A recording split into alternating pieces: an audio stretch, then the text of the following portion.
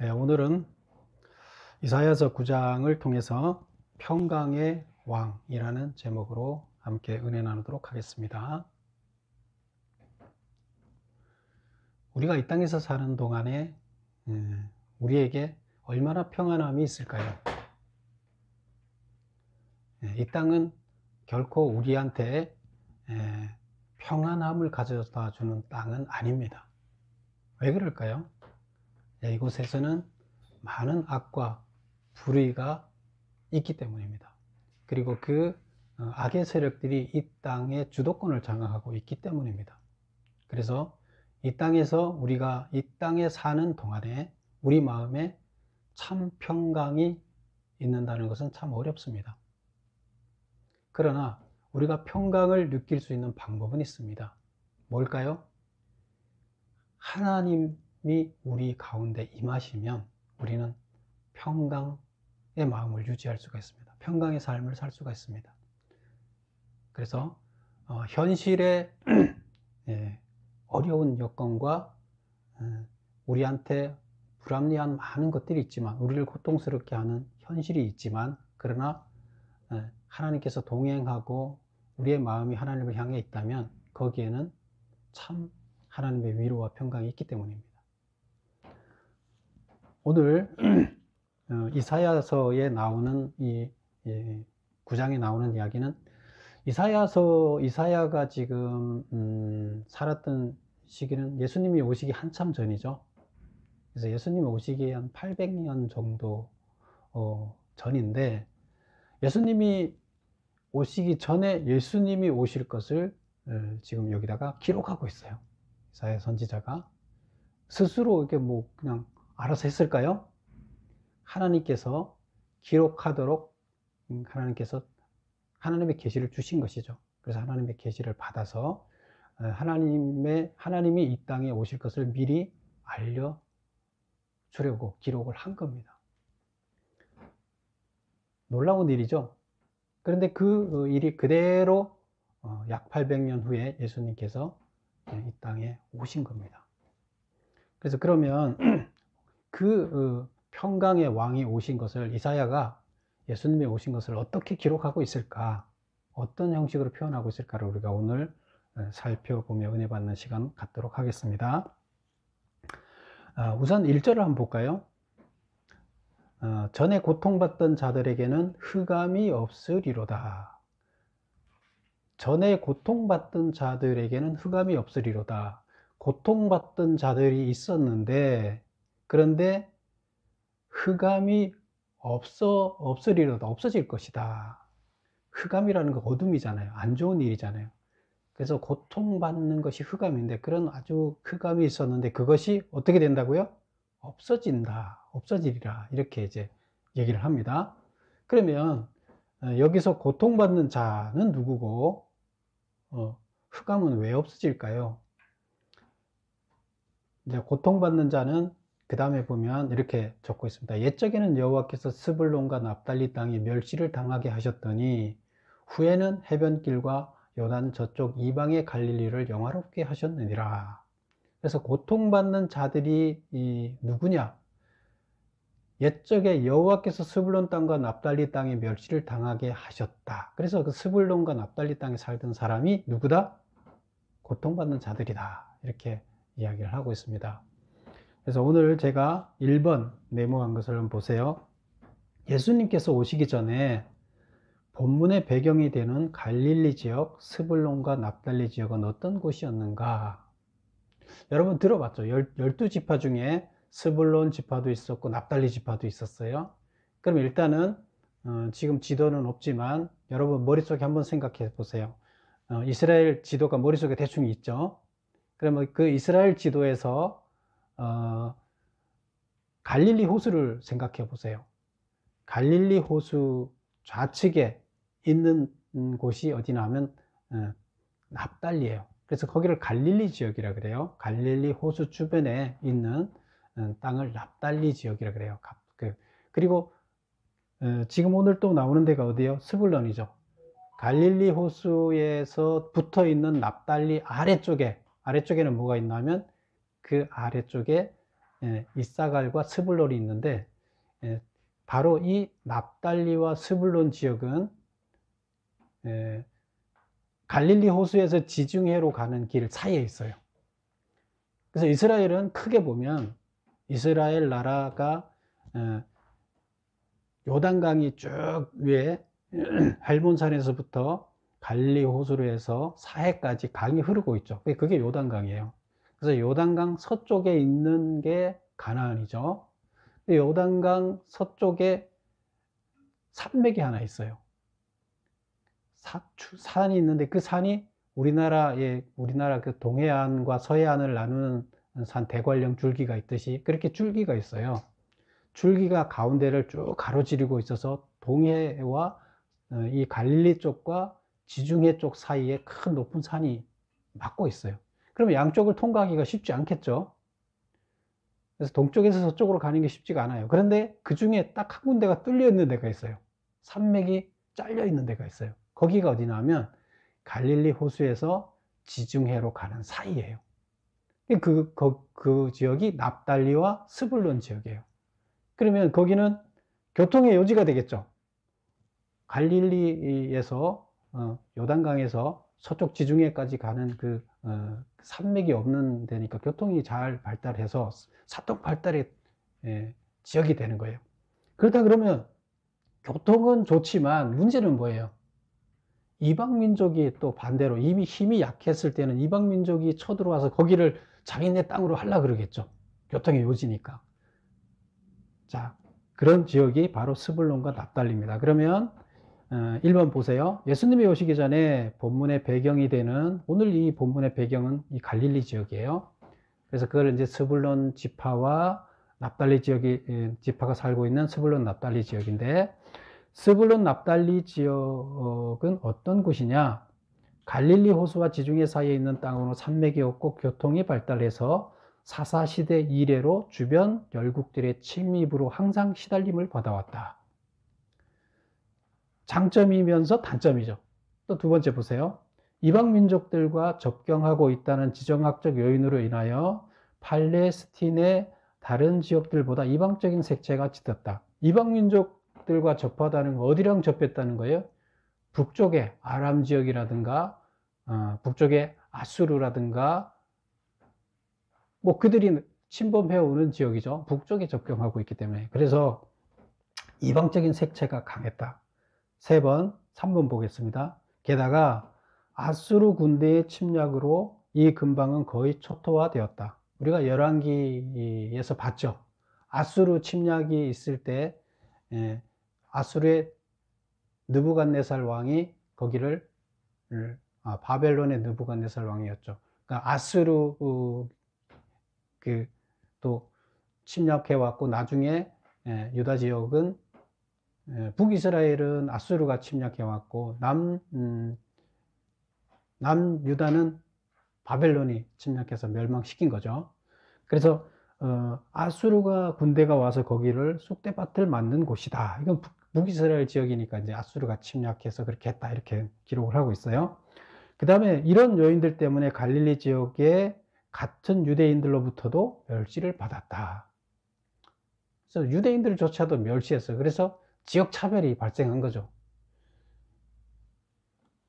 즉 이곳은 흑암의 땅, 사망의 그늘진 땅이고 고통의 땅이었다. 그리고 여기 사는 사람들은 흑암에 들여온 사람들이에요. 고통이 있어요. 그 다음에 사망의 그늘진 땅에 사는 자들이에요. 그들한테는 항상 그늘이 드리워져 있는 거죠. 흑암이 드리워져 있는 거예요. 이게 이제 이 지역이다. 갈릴리 지역이다.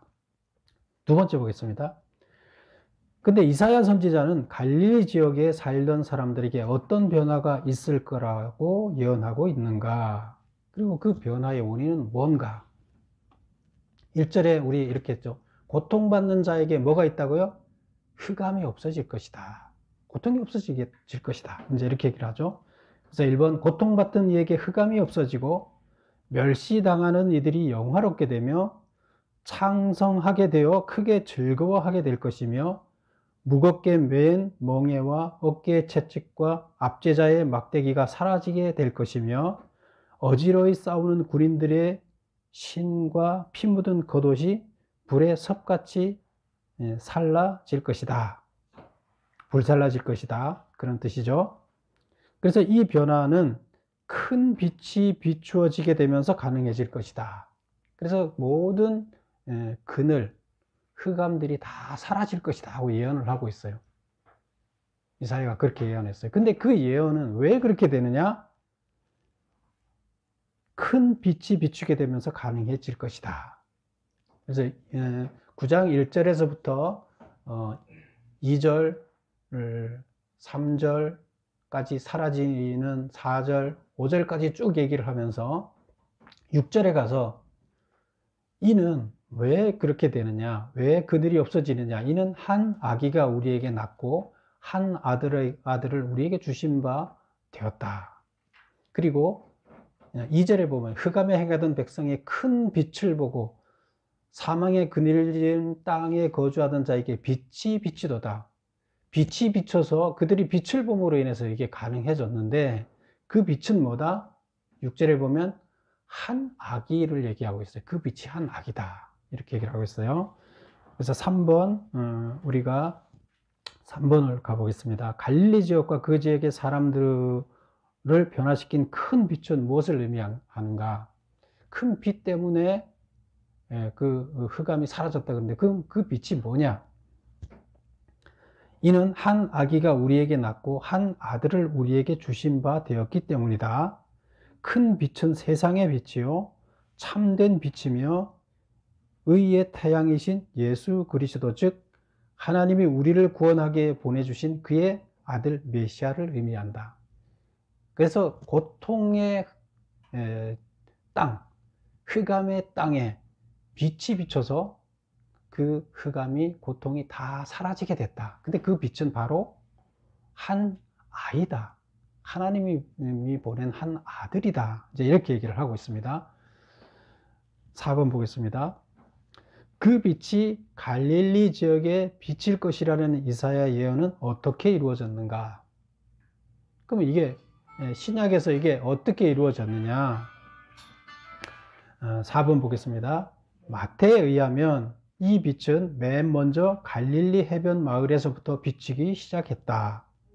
그가 처음 이적을 베푸신 곳도 갈릴리였으며 맨 처음 가르치신 곳도 갈릴리의 나사렛 회당이었다. 천국 복음이 전파되기 시작한 곳도 바로 갈릴리 해변가였다.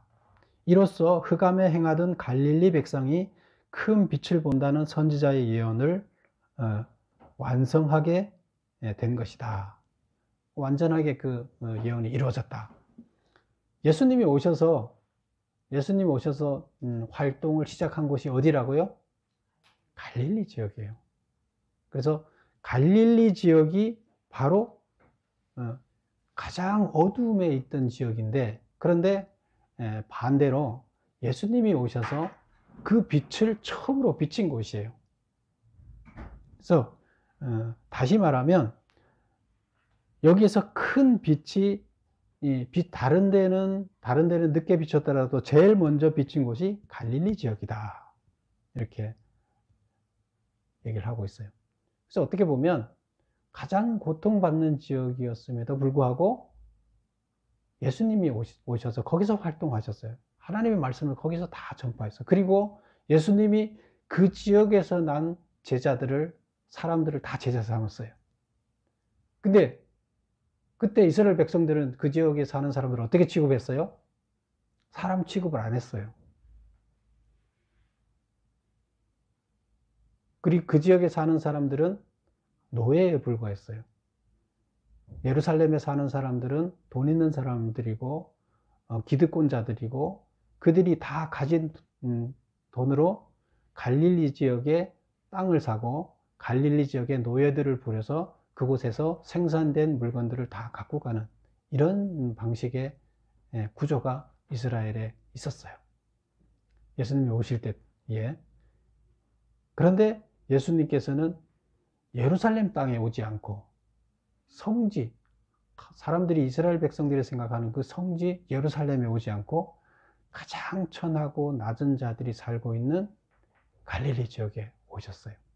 그리고 그곳에 빛으로 오신 겁니다.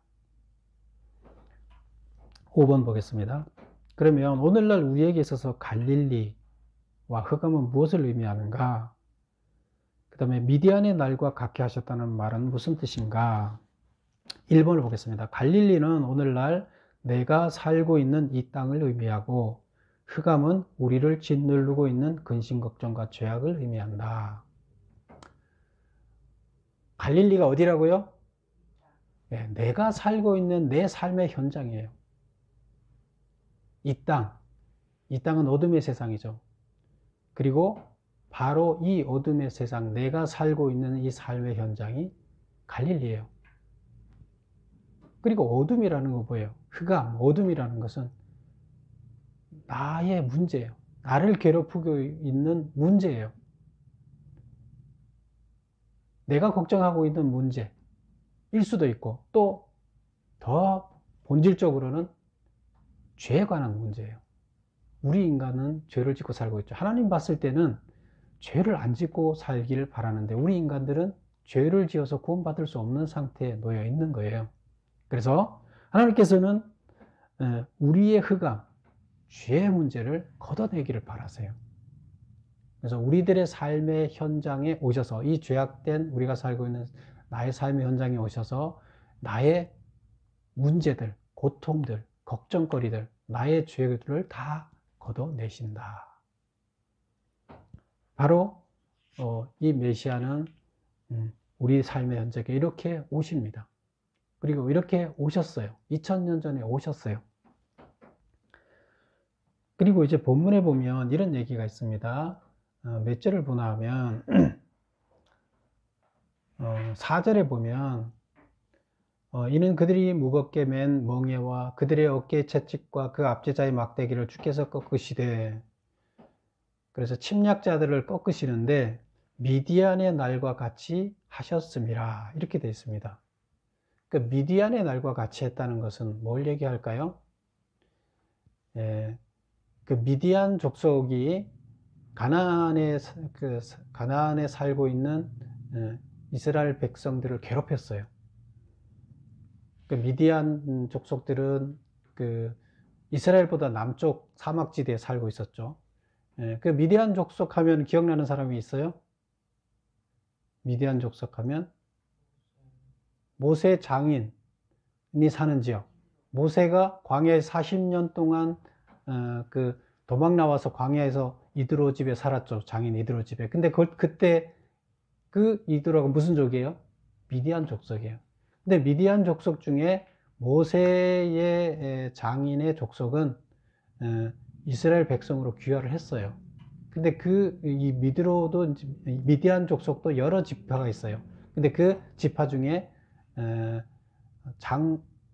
장인 어른의 지파는 이쪽으로 그 이스라엘화가 됐지만, 나머지 많은 귀화하지 않은 많은 족속들이 있어요.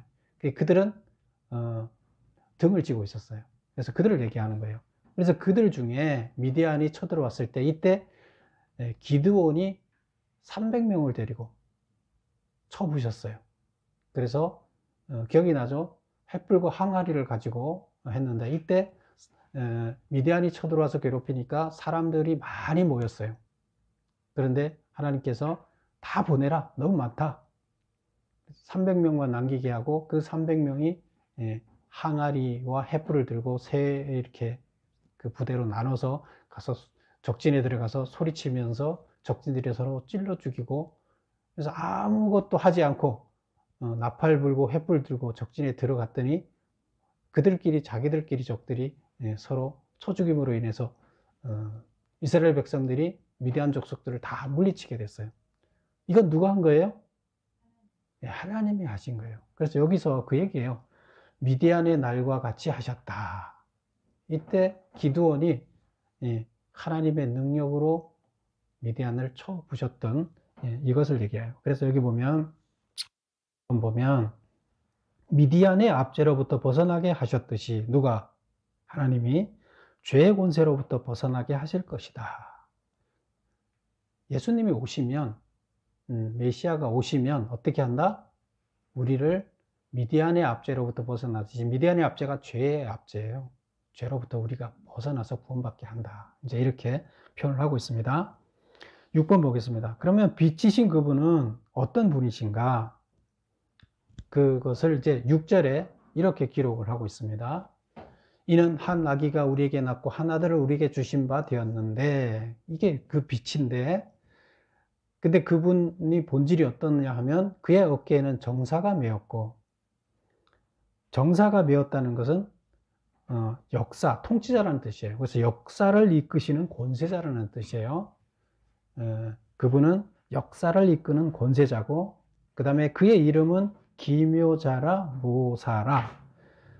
여기서 우리나라는 이게 우리나라 말로 그 번역할 때 기묘자와 모사라고 이렇게 두 가지로 표현을 했는데, 실제 원문에는 모사자, 놀라운, 기묘자는 놀랍다 그런 뜻이에요. 그래서 아주 놀라운 계획을 만들어내는, 그러니까 지혜가 훌륭한 놀라운 계획을 만들어내는 그 카운셀러가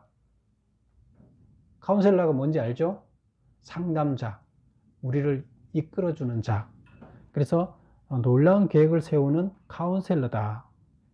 이거를 우리나라 말로 해석할 때 기묘자라 모사라, 이렇게 모사자다 그런 뜻이에요. 카운셀러다. 이렇게 옛날에 이렇게 번역을 했어요. 아마 지금 번역하라고 하면 이렇게는 안 하겠죠. 그래서 이것은 지금 말로 번역하면 놀라운 작전을 세우는 자다. 이제 이렇게 표현을 하겠죠. 그 다음에 전능하신 하나님이다. 그래서 우리는 인간의 모습으로 오지만 이분은 하나님이라는 거예요. 그 신성을 가지신 분이다. 이제 이렇게 얘기를 하고 있고요. 그 다음에 영존하시는 아버지시다. 아버지다라는 말은 우리가 성경에 보면 계속 아버지라는 말을 쓰죠. 아버지는 책임지고 자식을 어떻게 해요? 보호하세요.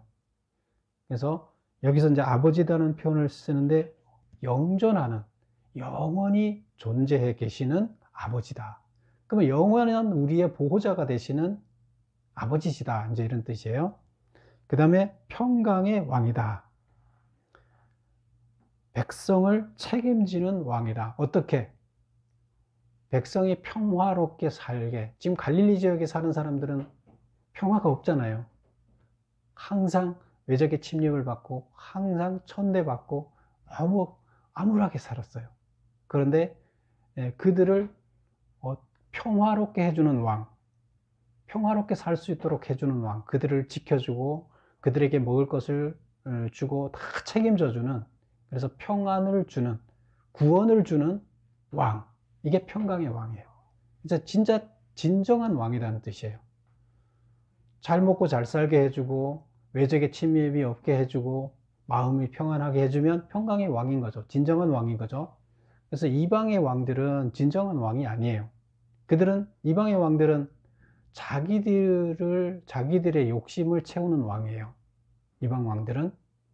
우리나라도 보면, 우리 지금 이 땅에도 보면 통치자들은 형식적으로는 백성들을 위하는 채 하지만 자기들의 욕심을 위하는 사람들이 많죠. 이것을 우리는 진정한 지도자, 진정한 왕이라고 볼 수가 없어요. 이 이방의 왕이에요. 자기들 중심, 자기 욕심 채우는. 그런데 하나님은 백성을 위해서 모든 것을 다 내주는 왕이에요. 그래서 백성들이 진정으로 평안을 누리게 해주고 구원을 받게 해주는 왕이에요. 참 왕이에요. 이것을 이제 평강의 왕이라고 합니다. 하나님은, 지금 여기서 오는 예수님은, 메시아는 평강의 왕이라는 뜻이에요. 그래서 이 평강이라는 것은 우리의 현재 문제들, 우리의 죄악의 문제들, 죽을 수밖에 없는 우리의 모든 문제들을 해결해주는 왕이에요. 그런데 뭘로 해결해 주나요? 이분이 와서 무엇을 가지고 이렇게 해결해 주나요? 자기 자신이 희생함으로 해서 죽어요. 자기 자신의 몸을 내줘요. 그래서 죽어가는 자식들을 대신 살리고 죽어가는 국민들을 대신 살리는 거예요. 희생이 없이는 살릴 수가 없어요.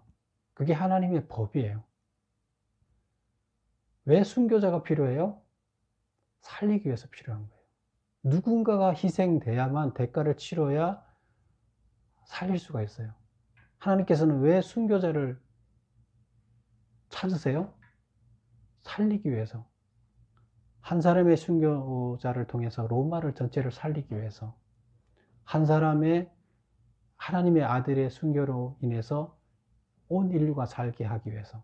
근데 만약에 예수님이 무섭거나 두렵다고 이 스스로 십자가에 달리는 순교의 길을 안 갔으면 가능할까요? 우리가 구원받을 수 있나요? 없어요. 순교가 있기 때문에 우리는 구원받는 거예요. 참 왕이 있기 때문에 우리는 평강이 있는 겁니다. 참 왕이 있기 때문에 우리는 구원이 있는 겁니다. 그래서 2번을 보겠습니다. 그분은 2000년 전 이미 우리 가운데 평강의 왕으로 오셨다. 단지 우리가 마음의 문을 활짝 열고 환영한다면 우리 안에 있는 모든 흑암의 그늘을 걷어내실 분이시다. 그래서 2000년 전에 이 땅에 오신 예수님은 모든 우리의 흑암을 걷어내고 우리에게 평강을 주기 위해서 오신 분이에요. 우리를 구원하기 위해서 오신 분이에요. 모든 걸 다 주러 오셨어요. 죽으러 오셨어요. 높은 데서 낮은 곳으로 오셨어요. 그리고 하나님 나라는 이 희생 때문에 완성이 됩니다. 그리고 우리한테 보여준 길이에요. 우리가 어떻게 살아야 되는지 이 땅에서 그걸 보여주셨어요. 마귀는 우리한테 뭘 얘기를 하고 있어요? 예수님이 공생활을 시작하려고 할 때 마귀는 뭐예요? 내가 너한테 너의 명예를 높여주고 너를 이 세상에서 가장 유명한 자로 만들어줄 테니까 나를 따르라. 이게 마귀의 지시였죠. 그런데 하나님은 예수님한테 뭘 요구를 하고 있어요? 너는 모든 사람들을 구원하기 위해서 너는 십자가에 달려 죽어야 된다. 정반대죠?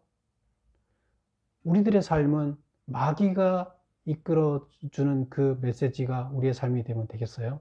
아닌 거예요. 예수님이 하나님의 음성을 듣고 마귀를 쫓아가지 않았듯이 우리는 스스로 희생하는 예수님의 삶을 우리는 쫓아가야 돼요. 우리가 참 평강이 있다는 것은 예수님을 쫓아가는 거예요. 그리고 예수님은 가장 큰 영광의 자리에 오르셨어요. 로마를 구원하기 위해서 희생했던 순교자들은 예수님과 같이 가장 큰 영광의 자리에 올라갔습니다. 결국 우리가 이 땅에서 가장 훌륭한 자라고 가장 순결한 자고 거룩한 자라고 하나님한테 평가를 받으려면 어떻게 살아야 되느냐? 예수님처럼 순교자처럼 살아야 됩니다. 하나님께서 우리한테 요구하는 것은 가장 너가 이 땅에서 존귀한 자로 나한테 승인을 받았으면 좋겠다. 여러분들은 나처럼 살았으면 좋겠다 하는 것이 오늘날 그때도 준 메시지가 오늘날에도 그대로 전해지는 메시지입니다. 그래서 우리는 예수님을 쫓아가는 삶을 살아야 되겠습니다. 기도하겠습니다. 아버지 하나님, 하나님께